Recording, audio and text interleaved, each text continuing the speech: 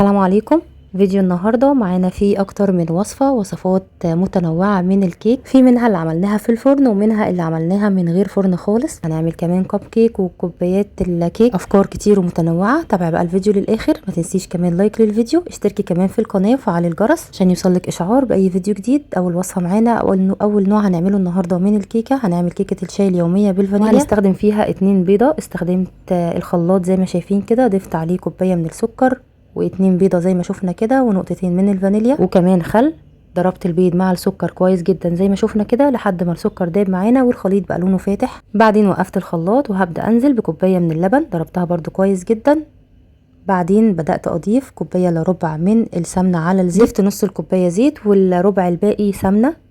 خلطت بقى كل ده كويس جدا في الخلاط لحد ما الخليط معانا بقى بالشكل ده، بقى لونه فاتح. حضرت بقى بوله ضفت فيها كوبايتين من الدقيق وكيس من الكيك شيف ورشه بسيطه من الملح، وطبعا بنخلهم زي ما شايفين كده. جبت بقى خليط الكيك اللي ضربته في الخلاط صبيته على خليط الدقيق والبيكنج باودر وبدات اقلب زي ما شايفين لحد ما المكونات معانا تختلط ويبقى القوام معانا بالشكل ده. قوام الكيك مش تقيل قوي مش خفيف قوي، ده كده قوام الكيك المظبوط. هنبدا بقى نجيب صينيه او قالب دهنيه بشويه كده من السمنه او الزبده او الزيت لو حابه، بصب فيه خليط الكيك، بدخله فرن سخن على درجه حراره 180. تقعد معانا حوالي كده نص ساعه، مش بنفتح عليها خالص قبل ما نشم ريحه الكيك، وبعدين نختبرها بعود شيش طاووق او بسكينه. لقيناها معانا نضيف خلاص بنقفل الفرن، بنسيبها شويه صغيرين في الفرن بعدين نخرجها. بتبقى بالشكل ده، بنقطعها ونقدمها تحفه جدا زي ما شايفينها كده، هشه وخفيفه وقطنيه ولونها كمان فاتح ما شاء الله، تحفه جدا. احلى كيكه ممكن تجربيها، طعمها حلو قوي. طبعا اضافه السمنه مع الزيت بتدي للكيكه طعم حلو قوي مختلف، جربوها بنفس الطريقه وبنفس الخطوات هتطلع معاكم تحفه جدا وهتبقى ناجحه معاكم زي ما شايفينها كده، بجد تحفه. وطعمها كمان كان حلو قوي. خطوه كمان ان احنا نضرب السكر والخطوات اللي احنا عملناها كده في الاول في الخلاط دي مهمه جدا عشان نجاح الكيكه معاكي.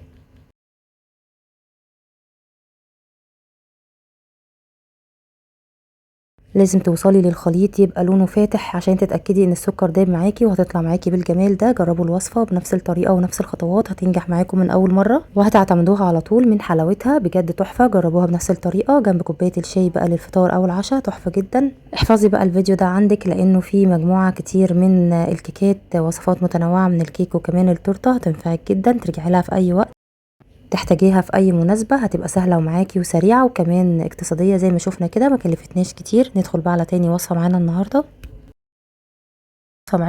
هنعمل كيكة في الخلاط، وضفت 2 بيضة، ضفت عليها كوباية من السكر وكوباية من اللبن وكوباية الا ربع من الزيت ومعلقتين كبار من الكاكاو الخام، تقدري كمان تزوديهم. ضفت كمان معلقة كبيرة من الخل وضربت كل ده كويس في الخلاط. بعدين ضفته في بولة، ضفت عليها كوبايتين من دقيق القمح الكامل او الحبة الكاملة وكيس من البيكنج باودر او الكيك شيف ورشه بسيطه من الملح، وهنقلب كل ده مع بعضه لحد ما يدينا القوام المظبوط، ما يبقاش تقيل قوي ما يبقاش خفيف قوي. في الوقت ده لقيت قوام الكيك تقيل شويه، زودت له حوالي ربع كوبايه من الميه عشان طبعا دقيق القمح الكامل بيحتاج سوائل اكتر من الدقيق الابيض.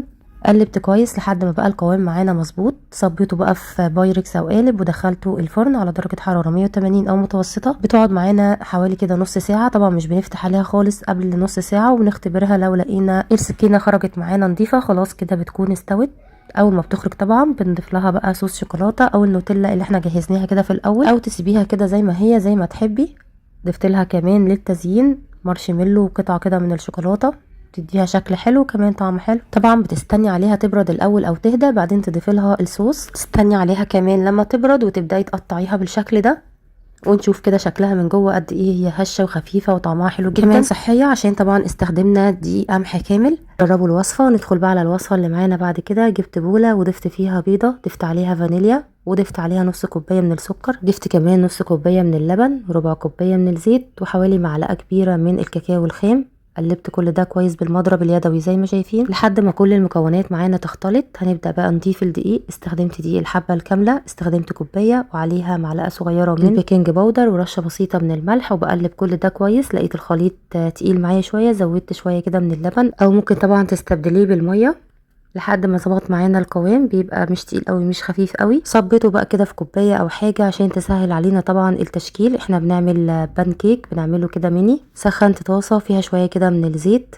مسحه كده بسيطه، وبدات انزل بالبان كيك معانا يبدأ كده يعمل فقاعات ويبدأ يمسك نفسه من تحت. نبدأ بقى نقلبه على الوش التاني. طبعا مش بياخد وقت، بيستوي معانا بسرعة جدا وبيبقى معانا بالجمال ده. طبعا عملناه قبل كده كمان بالدقيق الابيض، المرة دي بقى بالدقيق القمح الكامل. بيبقى طبعا صحي اكتر ومفيد طبعا ومغذي، وطبعا تحفة جدا، كل الاطفال بتحبه.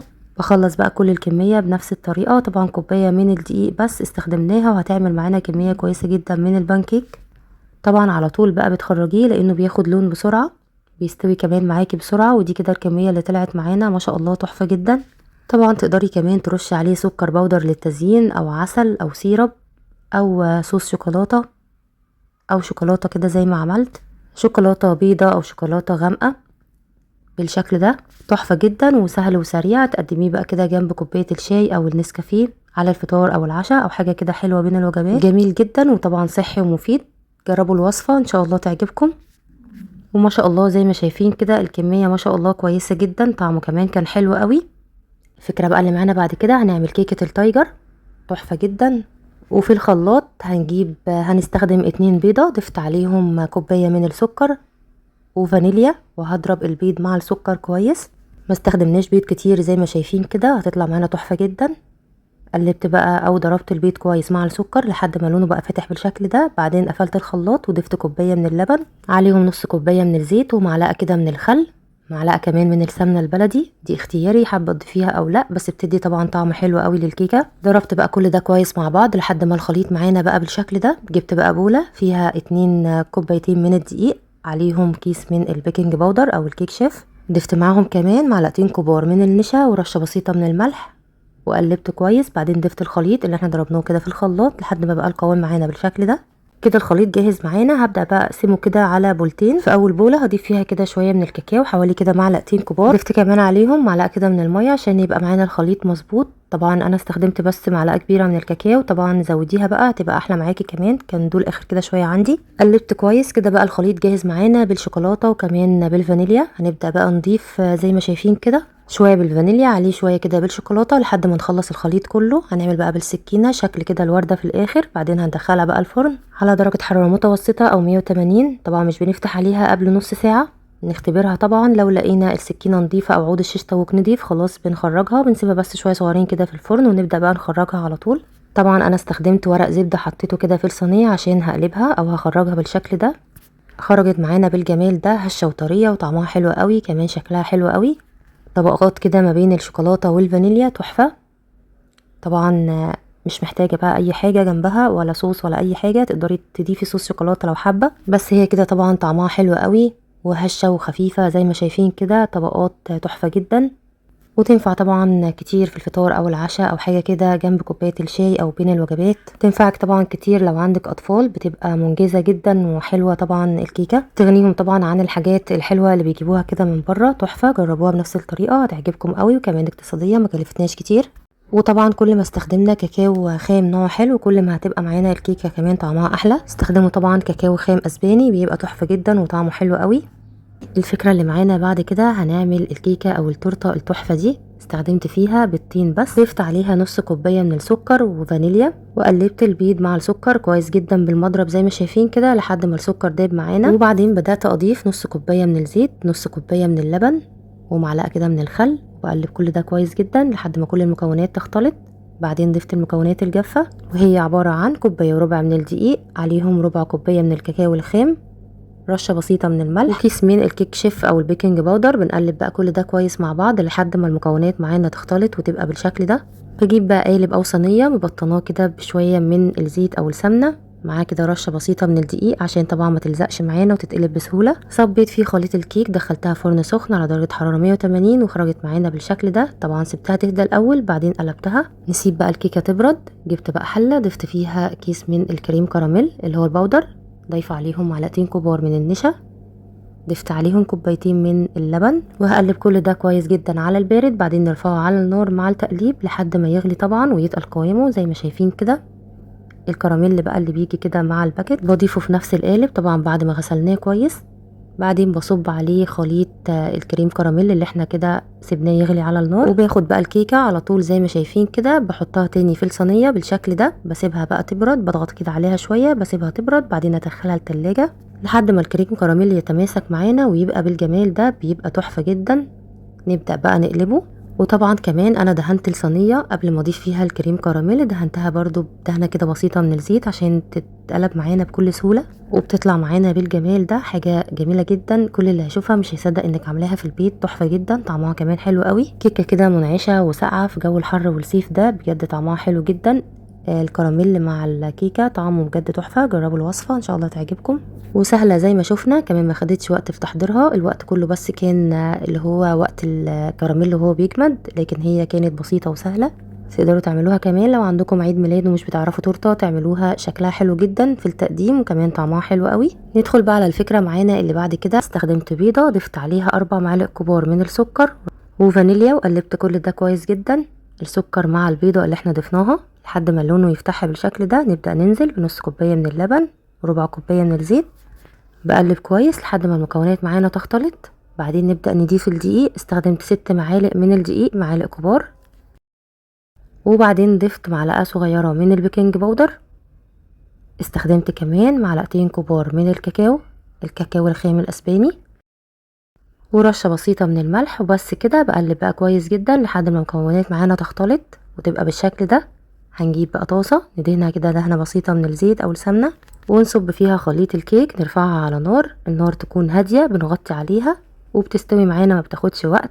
على طول بقى تسيبيها تبرد شوية وتبدأي تقدميها. كان عندي شوية من الكريم شانتيه، شوية صغيرين جدا حوالي كده معلقة، ضفته كده على الوش، وشوية كده من صوص الشوكولاتة. ممكن طبعا تقدميها سادة زي ما تحبي. ودي كده كانت الوصفة معانا. عملنا كيكة في الطاسة تحفة جدا من غير مكونات كتير، اقتصادية وكمان سهلة وسريعة، وما استخدمناش فيها فرن، وحلو كده سهل وسريع وطعمه حلو جدا زي ما شايفينها كده. الكيكة طرية وهشة. طبعا لو صغرتي كمان الطاسة الارتفاع هيكون معاكي اكتر، يعني هتكون مرتفعة معاكي اكتر. تحفة جدا، جربوها. الفكرة اللي معانا بعد كده، هنستخدم الخلاط وهنضيف فيه باكت من الجيلي او كيس كده من الجيلي، معاهم نص كوباية من المية الدافية. هنضرب الاول الجيلي مع المية كويس لحد ما يدوب معانا. بعدين هنبدأ نضيف نص كوباية من السكر، ونص كوباية من الزيت، وكوباية من اللبن.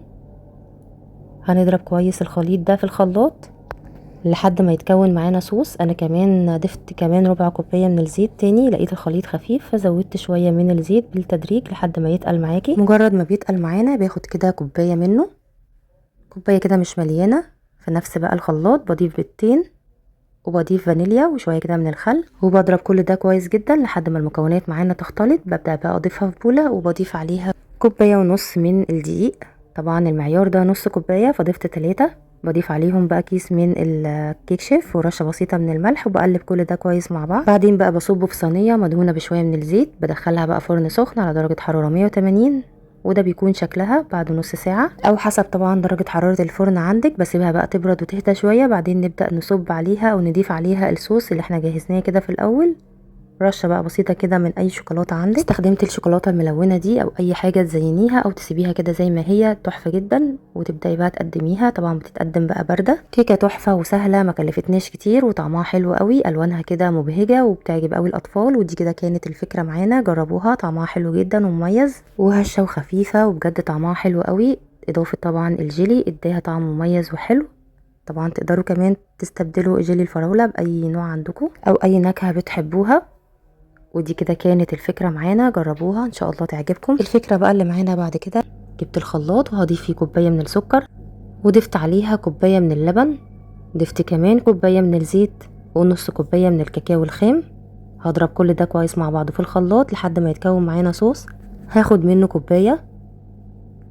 بعدين في نفس الخلاط هبدأ اضيف 2 بيضة عليهم فانيليا ومعلقة كده من الخل، ونضرب كويس لحد ما كل حاجة تختلط معانا. نبدأ بقى نجيب بولة ونضيف فيها كده الخليط اللي احنا ضربناه في الخلاط. بعدين بضيف عليها كوباية بس من الدقيق، عليهم كيس من الكيك شيف او البيكنج باودر، معاهم كمان رشة بسيطة من الملح، وبس كده. بنقلب بقى كويس كده مع بعض لحد ما المكونات معانا تختلط. بضيفه بقى كده في حاجة عشان اقدر اصب كده في الفناجين طبعا. وطبعا دهنا الكوبايات كده برشة بسيطة من الزيت. بضيف بقى كده الخليط الكيك في نص كده الفنجان زي ما شايفين. بعدين بجيب حله كبيره بضيف فيها نصها كده ميه، الميه يعني توصل لنص كده الفنجان زي ما شايفين كده. ميه طبعا بتغلي. بعدين بغطيها بفوطه الاول عشان تشرب معانا اي بخار، وبعدين بغطيها بغطا كده الحله، بسيبها بقى على نار هاديه. تاخد كده معاكي حوالي نص ساعه، ما تفتحيش عليها قبل نص ساعه، تختبريها بقى بعود شيش طاووق كده او سكينه، لو خرجت معاكي نضيفه خلاص خلاص كده بتكون استوت وبتبقى معانا بالشكل ده. طبعا بقى بتخرجيها على طول من الميه، تسيبيها بقى تهدى شويه وتبرد. ناخد بقى الصوص اللي احنا كده كنا شايلينه في الاول بنضيفه على الكيكه بعد طبعا ما تبرد. الكيكه بجد تحفه جدا زي ما شايفينها كده، هشه وطريه قوي، وطبعا مظبوطه قوي، احسن كمان من اللي بتتعمل كمان في الفرن، وسهله ما شغلناش فرن ولا حاجه، وطلعت معانا بالجمال ده. وتضيفي بقى كده الصوص وتبقى تحفه جدا. ده شكلها كمان لما دخلت التلاجة، تقدري طبعا تاكليها ساقعة او زي ما تحبي. هي طبعا تحفة جدا في كل الحالات، جربوا الوصفة هتعجبكم قوي. والكمية دي كلها ما شاء الله طلعت لنا من كوباية واحدة بس من الدقيق. وجبت بولة ضفت فيها 3 بيضات، ممكن تخليهم كمان بيضتين لو حابة. ضفت عليهم معلقة من الخل، 3 معالق كبار من العسل النحل، تقدري تستبدليها كمان بالسكر، بس احنا بنعمل النهاردة حاجة كده صحية اكتر. قلبت بقى العسل مع السكر مع الخل، او العسل مع البيض مع الخل زي ما شفنا كده. بعدين ضفت لهم كوبايه من اللبن، طبعا ممكن كمان تستبدلي اللبن بالزبادي، ممكن تضيفي كوبايه من الزبادي. قلبت بقى كل ده كويس مع بعض زي ما شايفين كويس جدا. بعدين ضفت عليهم جوز الهند، الاول كوبايه زي ما شايفين كده وبقلب. طبعا جوز الهند كمان يفضل ان هو يكون ناعم معانا. بدات اضيف الكوبايه التانية بالتدريج حسب بقى ما تاخد معانا. بقلب بالمضرب زي ما شايفين، مفيش اسهل طبعا ولا ابسط من كده. طبعا احنا بنعمل كيكه من غير اي نوع دقيق، بدقيق او بجوز الهند بس، صحيه طبعا وطعمها حلو جدا. طبعا تقدري كمان تزودي كميه العسل لو حباها تكون مسكره معاكي بزياده. ضفت بقى كيس من الكيك شيف او معلقه كبيره، رشه كمان بسيطه من الملح، وبس كده بنقلب كويس. بعدين بقى بنجيب بايركس او صينيه بتكون طبعا صغيره، بنصب فيها الخليط وبدخلها فرن سخن على درجه حراره 180. بتقعد معانا حوالي كده نص ساعه او ممكن كمان اقل طبعا لان الكميه معانا صغيره. طبعا ده شكلها اول ما خرجت معانا من الفرن. بنغطيها شويه صغيرين عشان تبقى معانا طريه، وتبداي بقى تقطعيها بالشكل ده وتقدميها. كيكه تحفه جدا من غير اضافه دقيق، تنفع كتير لمرضى السكر، طعمها تحفه جدا. كمان سكرها قليل قوي، ما استخدمناش فيها دقيق. طبعا صحيه، تستخدميها بقى في فطار او عشاء او حاجه كده بين الوجبات. تحفه جدا، قطعه كده منها جنب كوبايه الشاي، بجد حاجه تحفه جدا طبعا ومفيده مغذيه. ما استخدمناش فيها دقيق، وكمان ما استخدمناش سكر، وكمان ما استخدمناش اي ماده دهنيه ولا زيت ولا سمنه. ودي كده كانت الوصفه معانا. ندخل بقى على الوصفه. بيضه ضفت عليهم نص كوبايه من السكر، وطبعا فانيليا وشويه كده من الخل، وبالمضرب اليدوي بفضل اضرب السكر مع البيض لحد ما يدوب معانا ولونه يبقى فاتح بالشكل ده. نبدا بقى ننزل بالزيت، استخدمت نص كوبايه من الزيت، استخدمت كمان كوبايه من اللبن. كل مكون بضيفه بقلب كويس زي ما شايفين كده لحد ما نتاكد ان المكونات معانا اختلطت كويس. هبدا اجيب الدقيق، استخدمت كوبايتين من الدقيق بس بضيفهم كده بنخلهم زي ما شايفين كده. ضفت كمان كيس من الكيك شيف او البيكنج باودر. ضفت طبعا الاول اول كوبايه كده من الدقيق وقلبت، وتاني كوبايه بقى هنضيفها زي ما شايفين كده بس بننخلها زي ما قلنا عشان الكيكه او الكب كيك معانا يطلع هش وخفيف. هعمله بالشوكولاته، هضيف ربع كوبايه من الكاكاو الخام الاسباني، وبرده بننخلها بالشكل ده عشان ميبقاش فيه اي تكتلات. هنبدا بقى نقلب كويس جدا. طبعا ضفت برده رشه بسيطه كده من الملح. بنقلب لحد ما نوصل للقوام ده. طبعا صبيته كده في حاجه عشان يسهل علينا طبعا لما نحط كده في قوالب الكب كيك. بستخدم قالب الكب كيك، استخدمت 2 وبضيف فيه الورق بالشكل ده. بضيف طبعا الكيكه لنص القالب عشان طبعا نديها مساحه ان هي تستوي. بيطلع معانا بالجمال ده. دخلته فرن سخن على درجه حراره 180 وبيطلع معانا بالشكل ده. اول طبعا ما بيخرج من الفرن بنسيبه يهدى ويبرد الاول، بعدين نبدا نزينه. اتبقى معايا شويه من الكريمه زينتها بالشكل ده، وشويه كمان من الشوكولاته، وعملت كمان خطوط كده بالشوكولاته، وزي ما شايفينه هش وخفيف جدا. طبعا كل حاجه كانت لسه طبعا طازه وسخنه، لو سبتيها طبعا تبرد اكتر هتبقى النتيجه معاكي احلى. جبت بوله، استخدمت 5 بيضات ضفتهم بالشكل ده. ضفت عليهم كيسين من الفانيليا وكوبايه من السكر. نبدا بقى نضرب البيض مع السكر كويس جدا. ال5 بيضات اللي احنا استخدمناهم مع كوبايه السكر والفانيليا. ضفت معلقتين كمان من الخل. ببدا اضرب بقى كويس جدا لحد ما الخليط معانا يبقى بالشكل ده، لحد ما الخليط معانا يبقى لونه فاتح، يبقى زي الكريم شانتيه كده بالظبط. لما نوصل للقوام ده نبدا نضيف كوبايه من الدقيق بالتدريج. انا طبعا هعملها النهارده بالكاكاو او بالشوكولاته، فشلت معلقه من الدقيق من الكوبايه وضفت بدلها معلقه كبيره من الكاكاو الخام. بدأت بقى أضيف شوية بالشوية. طبعا أول ما بنضيف الدقيق بنبدأ نقلب شوية شوية كده بالتدريج، أو بنقلب بالراحة من تحت لفوق زي ما شايفين عشان طبعا ما نخرجش الهواء اللي احنا دخلناه كده في الأول. طبعا أنا مسرعة الفيديو، لكن طبعا أنا بعمل بالراحة جدا من تحت لفوق كده لحد ما الدقيق يختفي معانا، بضيفه شويه بشويه، مش بضيف الكوبايه كلها، وبقلب لحد ما الدقيق يختفي معانا خالص بالراحه. طبعا زي ما قلنا، طبعا لو حباها تكون بالفانيليا طبعا مش بتضيفي الكاكاو، وتخلي الكوبايه كلها معاكي دقيق بس. جبت بقى صينيه طبعا حاطه فيها ورق زبده، ودهناها كده بشويه من الزيت او السمنه، وصبيت فيها خليط الكيك. دخلتها بقى فرن سخن على درجه حراره 180، وبنسيبها بقى مش بنفتح عليها خالص قبل ساعه الا ربع كده. في نفس الوقت هنجهز الكريم شانتيه اللي هنزين بيه التورته. استخدمت برده كوبايه من الكريم شانتيه، ضايفه عليه معلقه من الكاكاو عشان هعمله برده بالكاكاو او بالشوكولاته. بضيف له بقى ميه بالتدريج او لبن، اهم حاجه يكون ساقع، وبنفضل نضرب لحد ما القوام معانا يبقى بالشكل ده زي ما شفنا. هنا بقى خلاص كانت الكيكه استوت معانا. طبعا مش بنفتح عليها خالص قبل نص ساعه، وبنختبرها لو لقيناها استوت خلاص بنخرجها. بنسيبها كمان شويه صغيرين كده في الفرن حوالي كده 5 دقايق، وبعدين نبدا نخرجها. اول ما خرجت معانا غطيتها كمان بفوطه مطبخ عشان تبقى طريه معانا، ولما تبرد نبدا بقى نقلبها بالشكل ده. وطبعا اتقلبت معانا بكل سهوله عشان طبعا انا حاطه كده ورق زبده. شايفين ما شاء الله الكيكه اسفنجيه وهشه وخفيفه، تحفه جدا. طبعا تقدري كمان تقسميها على 3 اجزاء او 4 اجزاء كمان، انا بس قسمتها كده على جزئين، لكن طبعا تقدري تقسميها على اكتر من جزء. قسمت الكيكه كده نصين زي ما شفنا. ضفت كده في النص شويه من الكريمه. طبعا بتستني خالص على الكيكه لما تهدى وتبرد تبداي تزينيها. يفضل كمان لو تاني يوم بتزينيها عشان الكريمه ما تسحش معاكي. بغلف بقى التورته كلها بالكريمه كده بالمعلقه زي ما شايفين. بعدين بقى بنبدا نسويها بظهر سكينه او باي معلقه عندك، يعني ما استخدمناش ادوات كتير، اي حد يقدر يعملها بكل سهوله. ببدا بقى اسوي كده الكريمه، باخد اي زيادات وبحطها كده في الطبق. تزيين بسيط زي ما شايفين كده. بالأداة دي بقى بحاول كده اعمل بيها شكل على الحروف، او طبعا لو مش عندك ممكن بشوكة تديها كده شكل حلو وتعملي بيها خطوط بالشكل ده. هعمل بقى وردات كده فوق الوش، وردة بقى كبيرة او صغيرة زي ما تحبي. جبت بقى كمية من الشوكولاتة، استخدمت كده حوالي ربع قالب شوكولاتة، قطعته كده بالسكينة، قطعته كده بالطول لشرايح كده رفيعة جدا زي ما شايفين. اديتنا الشكل الحلو ده، ضفته كده في النص وعمل معانا شكل تحفة جدا. بأقل الامكانيات وابسط التزيين عملنا تورته تحفة جدا. هنشوف كمان شكلها من جوه قد ايه هي طرية جدا وهشة. هي كمان كانت لسه كده طازة. طبعا لو سبتوها لتاني يوم كمان الشغل فيها بيكون احسن، يبقى كمان ماسكة نفسها اكتر. بس طبعا انا كنت مستعجلة وعملتها على طول، طلعت معانا بالجمال ده. تحفة زي ما شايفين، طعمها حلو قوي. لو جربتيها بالطريقة دي مستحيل تشتريها تاني من بره، بجد احلى بكتير من الجاهزة، اخف كمان بكتير. اعمليها بقى لو عندك عيد ميلاد، لو عندك مناسبة نجاح او اي مناسبة عندك، تعمليها وتفرحي بيها اولادك. تحفة جدا بأقل التكاليف. عملتي تورته جميلة جدا، تزيينها بسيط قوي، اي حد يقدر ينفذها بكل سهولة في البيت. طبعا مش مكلفة بالنسبة طبعا للجاهزة. طبعا دي ممكن تكلفك ربع تكلفة الجاهزة، كمان احلى، طعمها احلى بكتير وطبعا انضف. دي كده كانت وصفاتنا النهاردة، اتمنى تكون عجبتكم وتكونوا استفدتوا من الفيديو وخدتوا افكار وتنفذوها ان شاء الله. لو الفيديو عجبكم واستفدتوا منه ما تنسوش اللايك واشتركوا كمان في القناة وفعلوا الجرس عشان يوصل لكم اشعار باي فيديو جديد. واستنوني في فيديوهات جديدة ان شاء الله، وافكار جديدة ووصفات سهلة وسريعة. اسيبكم في رعاية الله، سلام عليكم.